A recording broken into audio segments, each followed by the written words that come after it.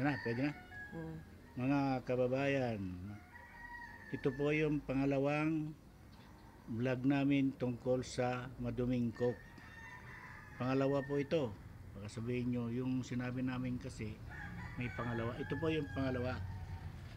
Kilatisin nyo po para makita nyo. Kung gusto nyo tingnan nyo po ng personal dito po sa Turayom, sa bahay ni alias Putog Vlogger.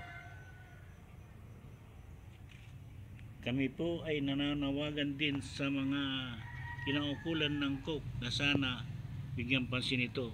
Kalusugan po ito ng sambayan ng Pilipino kung saan kami po ay uminom ng inyong produkto. Salamat po. Sana po bigyan nyo ng pansin to. Ito po yung unang vlog namin na coke din. Yung una. Yan po. Sabihin nyo na kami naninira, hindi po. Kalusugan po natin ang kapakanan kapakanan natin Pilipino bilang umiinom nito. Ito po, dalawa. Okay, salamat. Sana suportahan na ito. Subscribe. Comment po kayo.